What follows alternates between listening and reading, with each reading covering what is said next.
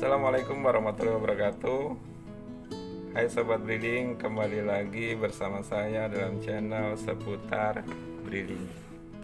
Baiklah, di video kali ini saya akan memberikan tips untuk Bapak Ibu semua. Tips tentang pembukuan transaksi agen breeding yang baik dan benar. Dengan melakukan pembukuan yang secara benar, maka kita akan memperoleh beberapa manfaatnya.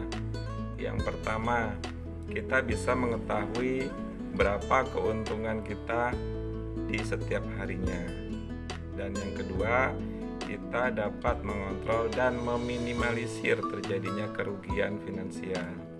Karena di setiap transaksi orang itu kita bukukan, kita catat. Sehingga ketika terjadi kekurangan misalnya 20.000, 50.000, maka kita bisa langsung mengetahuinya. Dan catatan penting untuk melakukan pembukuan yang benar ini, yang pertama harus dilakukan itu kita harus memisahkan antara uang breeding dengan uang yang hasil penjualan toko yang lainnya. Karena sebagian besar agen breeding itu memiliki usaha lebih dari satu, ya kan, misalnya toko manisan atau toko baju dan sebagainya.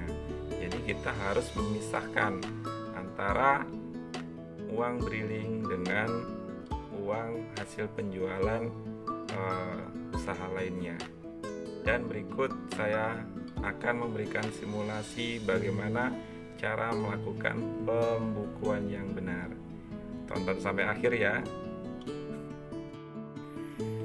Jadi kurang lebih seperti ini Bapak Ibu untuk pembukuannya. Yang pertama ada kolom nomor, di sini bisa diisi nomor atau tanggal, kemudian nomor rekening, kemudian baris kedua nama maksudnya di sini nama pemilik rekening ya. Kemudian nominal ini uang yang ditransaksikan di agen breeding. Kemudian saldo. Nah, jadi sebelum Bapak Ibu memulai aktivitas transaksi, ada baiknya kita catat terlebih dahulu saldo awalnya itu berapa. Misalnya di sini saya kasih contoh 15 juta. Kemudian uang tunainya 15 juta. Jadi di hari tersebut modal breeding itu berjumlah 30 juta. Nah, setelah dilakukan pembukuan antara uang tunai dengan yang ada di saldo breeding, kemudian ketika ada transaksi nih, misalnya ada transaksi pertama, ada orang transfer dengan nomor rekening sekian, kemudian atas nama siapa, misalnya saya tulis Budi. Kemudian nominalnya berapa, misalnya 2 juta rupiah. Kemudian kita tulis nih saldo setelah transaksi berapa. Kemudian ketika ada transaksi lagi kita tulis lagi, misalnya tarik tunai. Nah, kalau karena tarik tunai ini otomatis masuk ke rekening kita, jadi nggak usah kita tulis nih namanya siapa. Kemudian nominalnya misalnya orangnya mau narik 3 juta rupiah. Nah, itu kita tulis 3 juta. Kemudian saldo setelah orang narik itu berapa. Nah, seterusnya sampai transaksi terakhir di sore hari atau malam hari.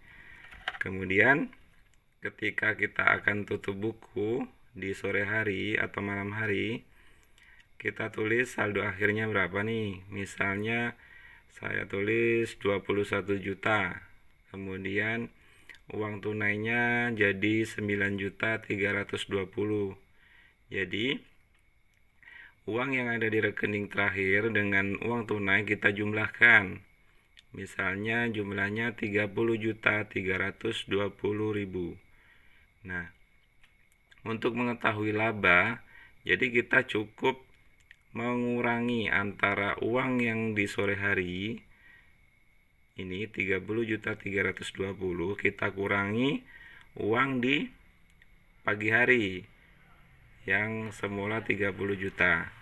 Jadi totalnya 320.000. Jadi laba di hari itu 320.000. Jadi kita bisa mengetahui berapa sih keuntungan setiap harinya. Dan ketika terjadi selisih, uang kita jadi kurang, itu kita langsung bisa mengetahuinya.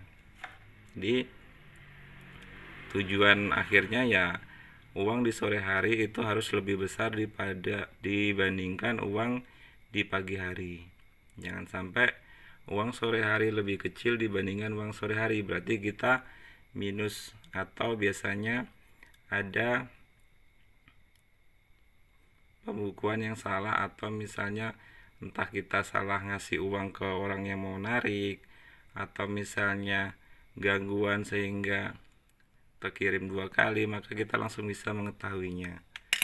Demikian tips dari saya, semoga bermanfaat.